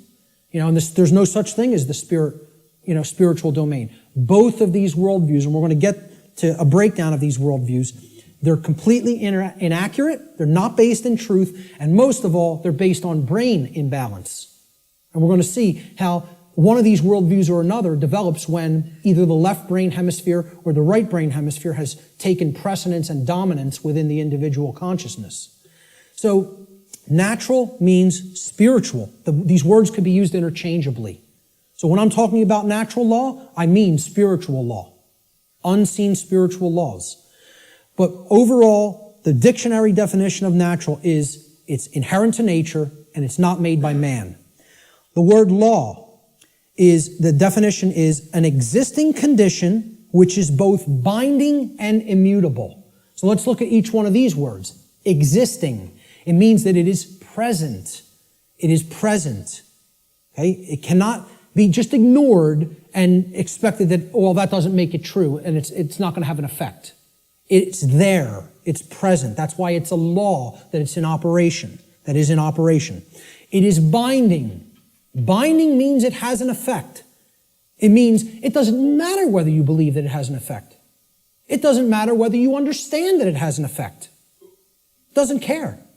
And this is another big hammer to the ego. The human ego wants to hear what it wants to hear. One of the things it wants to hear is the universe cares about you. Personally. It cares about John. It cares about Bob. It cares about Mary. It cares about Elizabeth, whatever, okay? Cares about you individually as a being. Now, you could go so far as to say you believe that the creator of the universe cares about you. I'm not denying anybody or saying don't think that. What I'm saying is that the laws of the universe don't care about you. Laws have been created in this realm that work flawlessly, 100% of the time, flawlessly. Let me ask people to envision this scenario to try to clarify this. A couple are on a picnic. They're out in a state forest or something like that. They're on a picnic. About 50 yards away from where they're at, okay, there's a pretty tall cliff, maybe about 200 feet, okay, and it ends in some jagged rocks. They brought their 2-year-old child on the picnic with them. They unfold the blanket, take out the picnic basket, they're having their picnic. Maybe passions got heated and the husband and wife were, making out a little bit.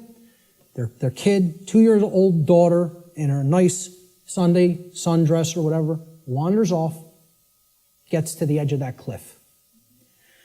Will gravity care if that girl goes over the edge? No. Will gravity allow her to go over the edge? Yes, it will.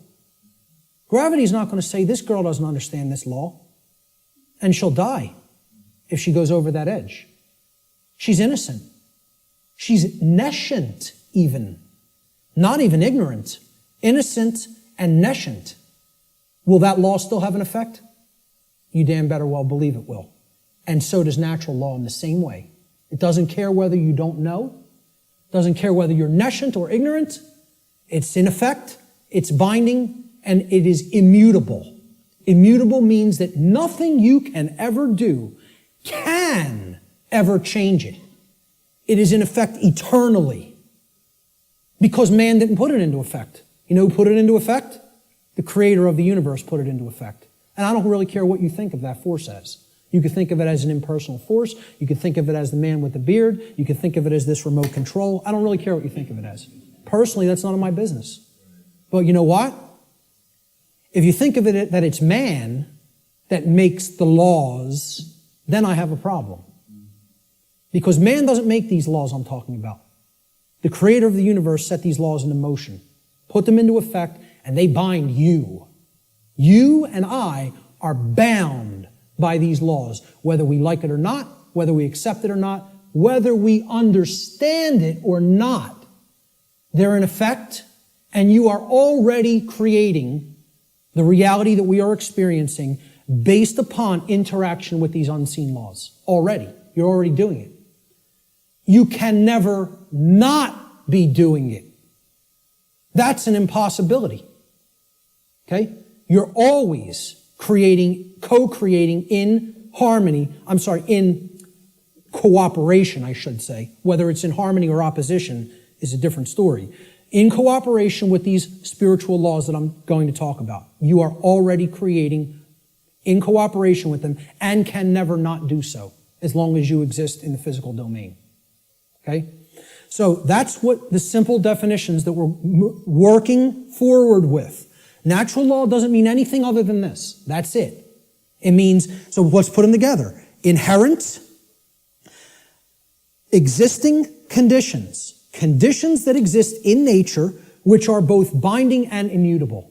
They have an effect whether they're understood or not, and they cannot be changed. So what would be our requirement of knowledge here? What do you think should be done? If we are always working with these, do you think we're going to create something that is wise to create, that is good, that is in alignment with what we say we want if we don't know how these laws operate? You know what's going to be created?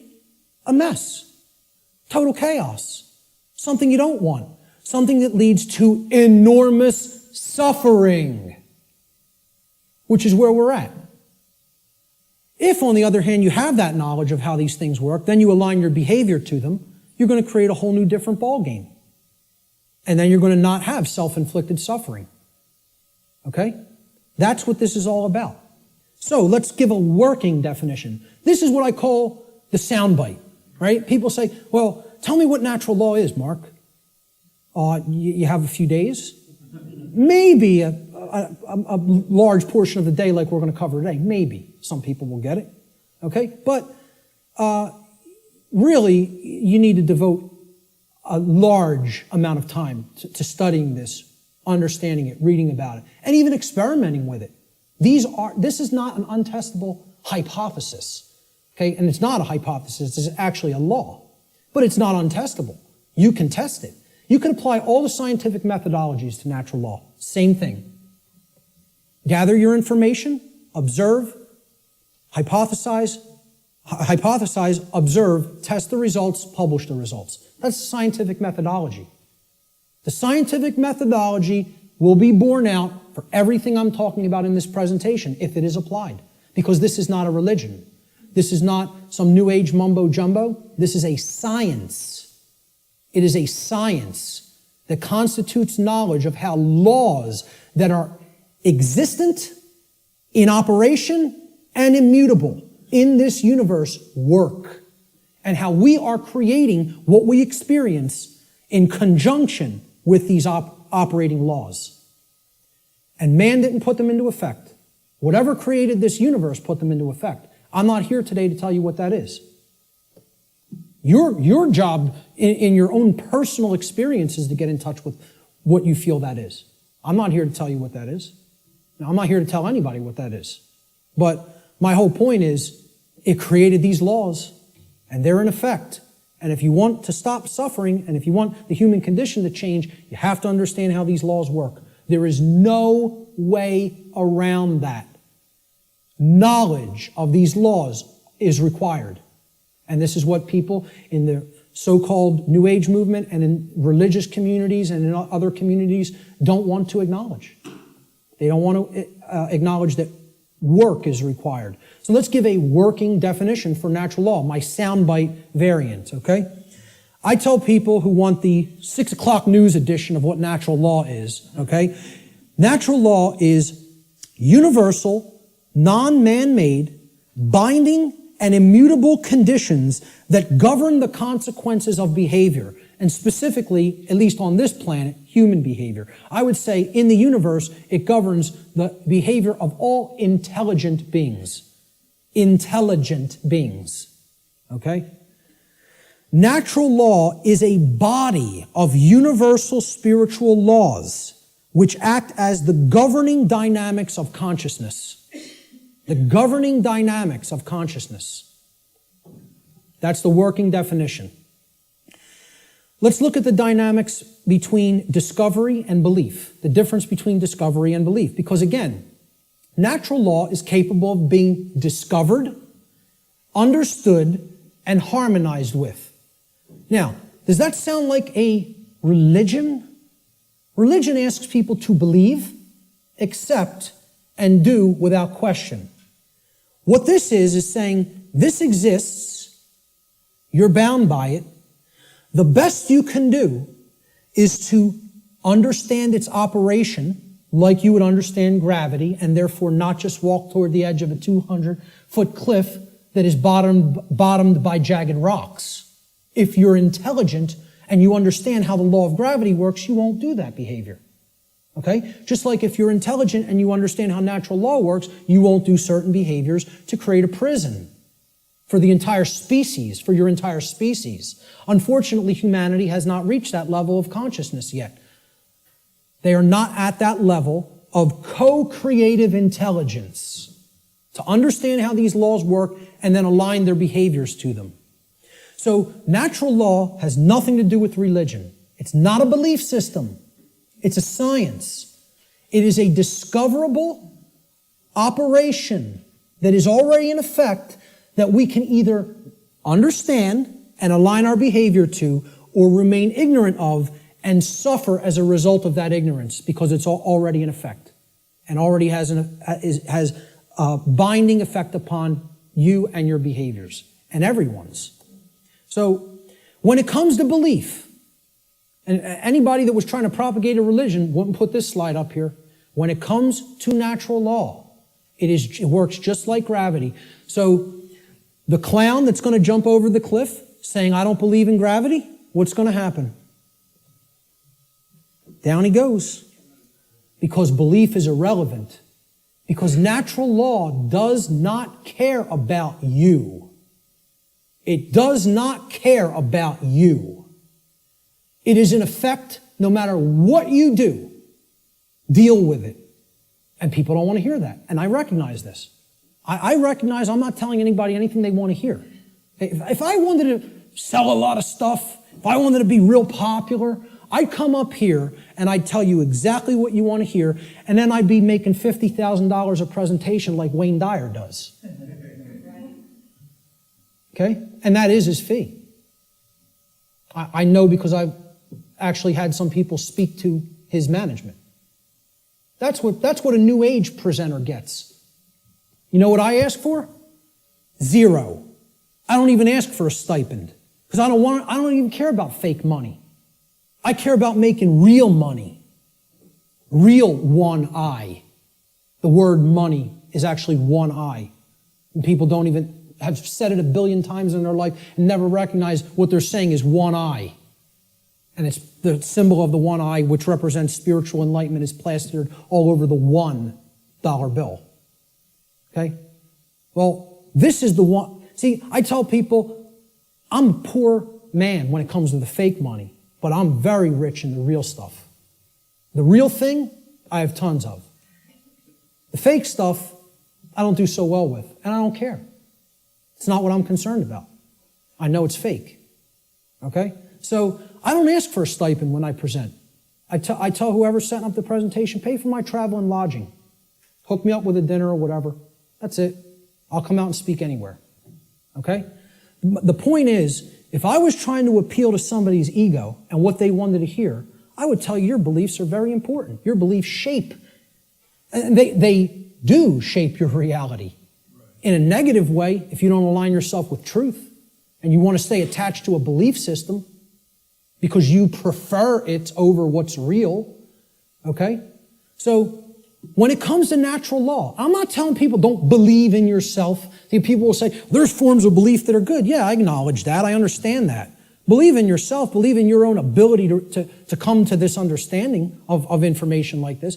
But I'm explaining when it comes to a law that is existent in the universe, your belief doesn't matter. It's irrelevant. The universe doesn't care what those parents at that picnic whose child just went over the cliff believed. It doesn't care whether that girl doesn't know how gravity works. It's going to have an effect. You act a certain way, like a computer. Boom, you put this in, Here's how you program this. That's what has to come out. Invariably. Invariably. It is nothing personal. Natural law is not a personal force. It is an impersonal force. That every single mystery tradition and occult tradition that has actually wanted to share this knowledge with people has been telling people about and attempting to tell people about since time immemorial. It is an impersonal force. It does not care about you. It does not worry or care in the slightest bit whether you understand it or accept it or not.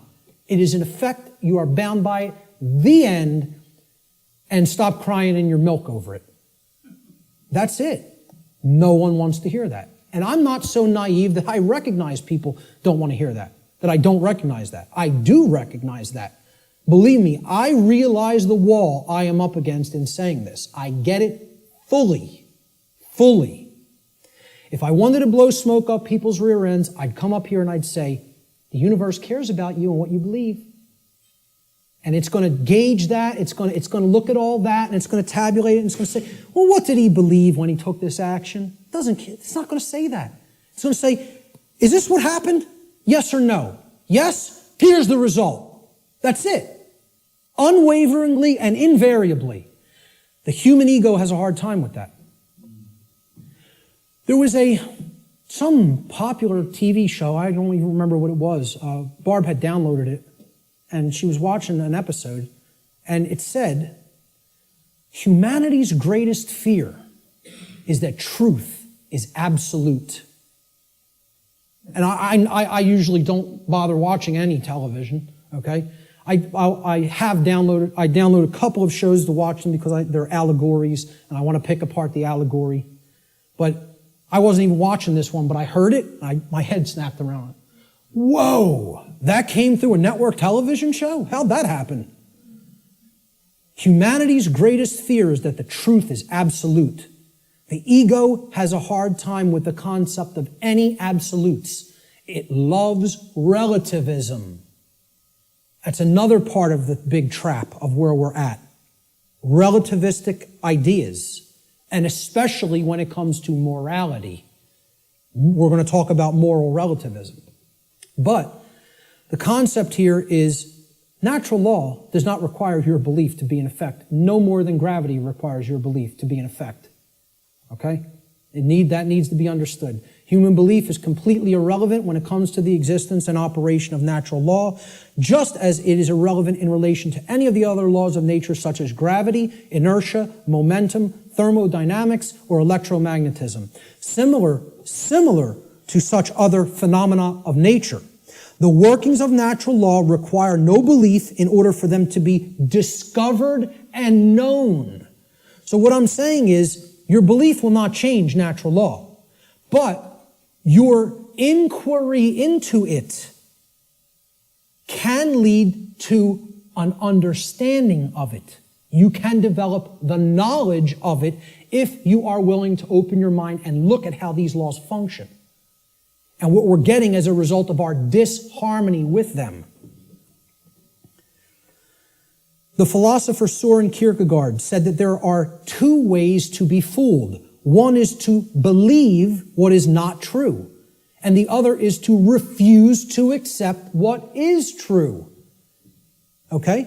So, believing in untrue notions, which is what religion is, all forms of it, all the 5 religions I posted at the beginning of the presentation. Organized cultural religion, money, scientism, politics, and the New Age movement. There's the world religions, folks. People think of religion as only the cultural religions. No, there's 4 other ones. One's called government and authority, okay? Or politics, however you want to name it. The other one is money, finance. There's another religion. One of them is the New Age movement, and one of them is scientism, which I'm not going to refer to as real science because it is not. It is a belief system and a religion. So what Kierkegaard is saying here is you could believe things that aren't true, and that will hold you back. And you can refuse to accept what is true, and that will also hold you back. I say these are the only two ways that humanity ever creates self-inflicted suffering for itself. You want to know how suffering is created for the human species? That it doesn't need to experience? We believe what's not true. We refuse to accept what is true. That's why self-inflicted suffering exists in our species.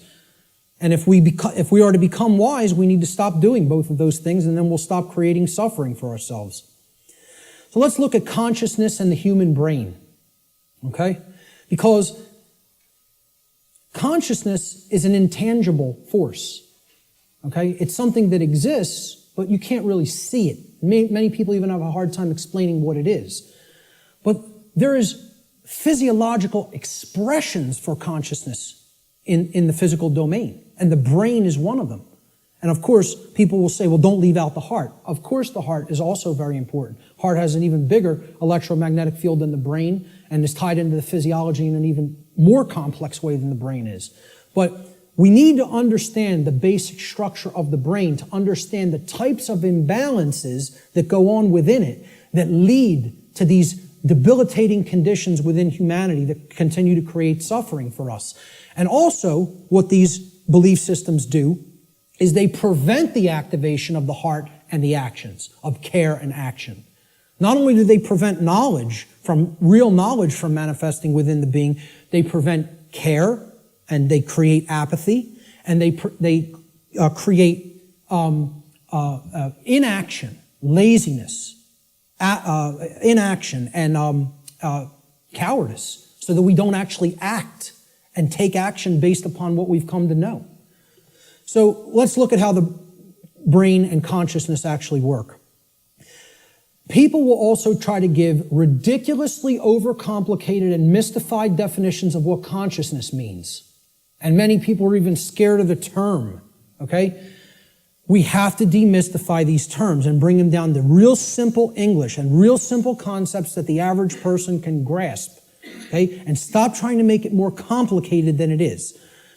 Being conscious of something, meaning having consciousness of it, is an ability of the being to recognize patterns. Remember, this is all about pattern recognition.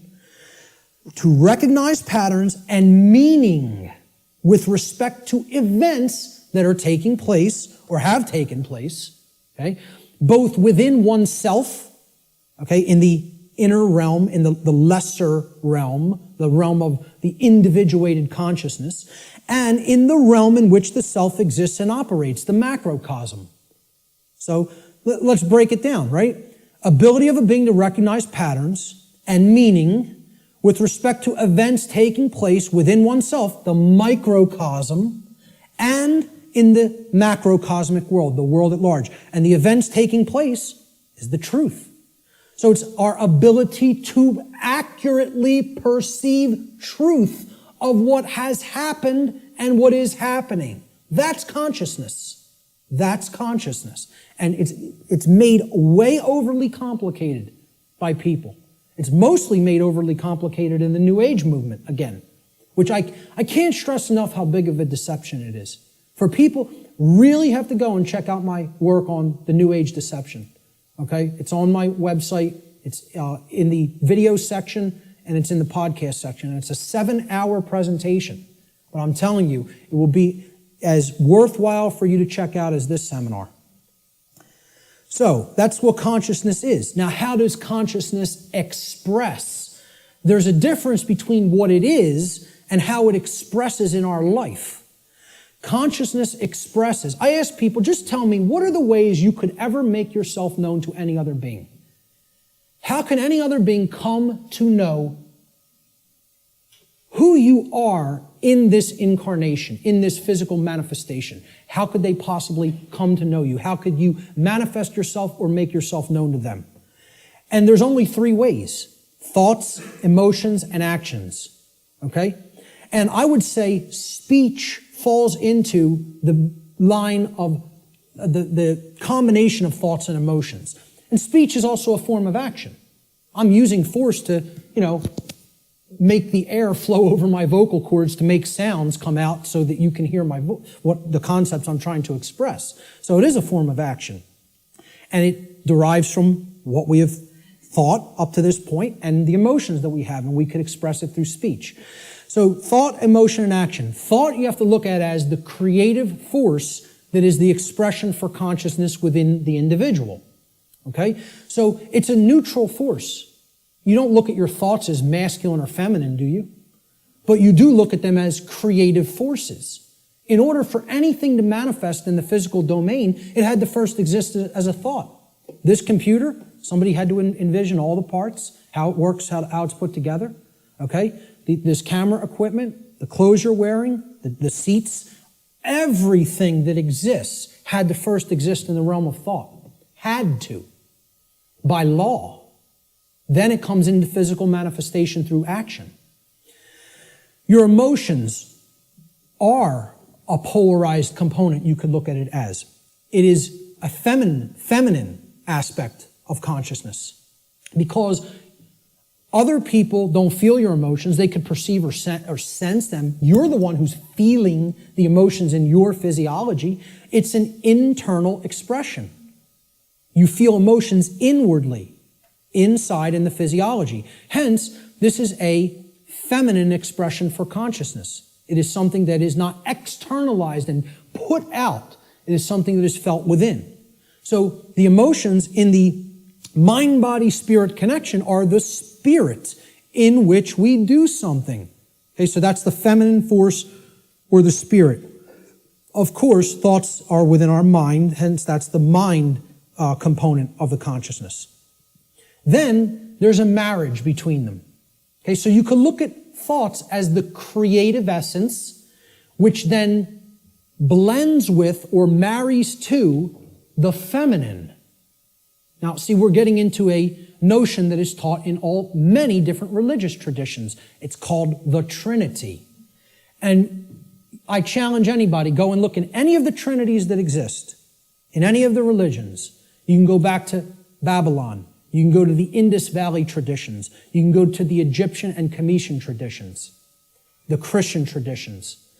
Every single religious tradition that has talked of a Trinity, okay, it is always a Father Creator, a sacred feminine figure, okay, of some kind that the Father then impregnates or inseminates in some form.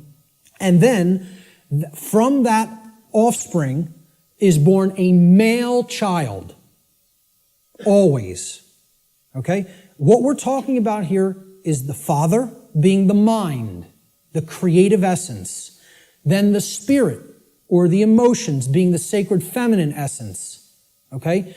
Or the Holy Spirit, the emotions. And then the child, the male child, is behavior.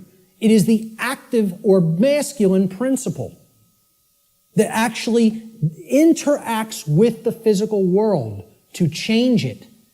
And hence, that is the only way to actually save ourselves. And again, people in religious thinking will immediately attack this and say, you're saying that saving ourselves will not come through faith. Yes, I am. Saving ourselves will only come through action. Action will save humanity. Faith will not do it.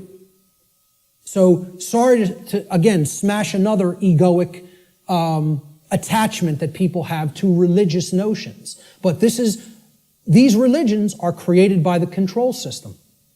Okay? People don't understand that exoteric Christianity is created by the dark occult, of the ancient dark occult mystery schools. They don't understand where this religion came from because they haven't studied astrotheology. And I'm not telling you there's no good concepts in any religion. I say take all the good concepts and leave the nonsense. Because one of the nonsense is that you need to believe in something to be saved from the current human condition. You don't need to believe in a thing. You need to know the truth. And right in their own religion, there it is. Let me just stay on this for a moment, because in their own scripture, the exoteric Christian scriptures, what is the one prescription that the Christ figure gives to the people when he is asked about freedom? He's only asked about freedom like once in the Gospels, okay? In the words attributed to his teachings. And they want to know what will save us, what will make us free, and what is his prescription? Truth shall make you free. No, that is not. There's something missing there. You're close. What is the actual saying? Know the truth. Knowing the truth will make you free. That's the prescription, even in exoteric Christianity. It's right there in the Gospels.